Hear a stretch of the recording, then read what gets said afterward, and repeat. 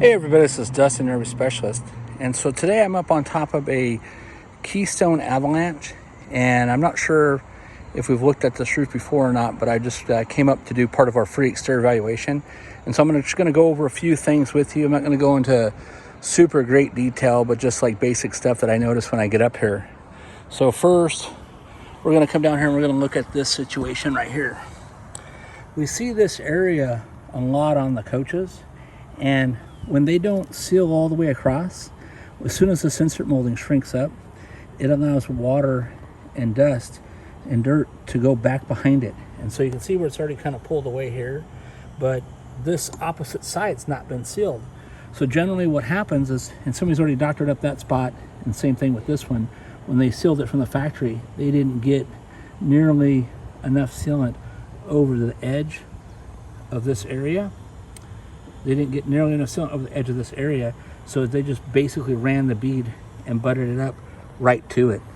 So typically when we see that, as time goes by, we'll come up here and we'll tap and hear how that sounds wet, and this, as we go further out, sounds dry. And hear the sound difference.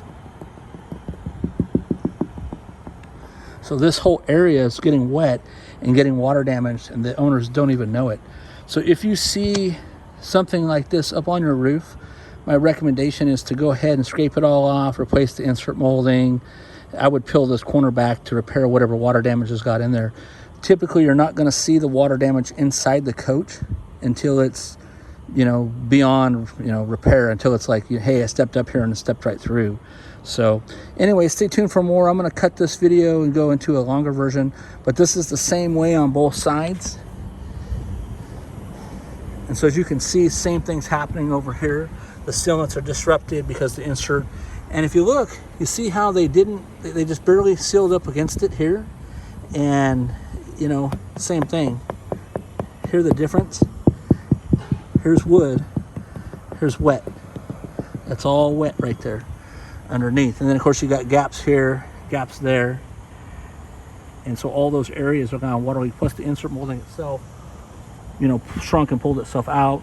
Side seams or insert molding's bad. Front cap area, and then the side seams of the roof are all bad as well. So those moldings need to be loosened up and tight. Take that insert molding out and tightened up. So anyway, stay tuned for more. I'm going to switch to another video now. Thanks so much for watching.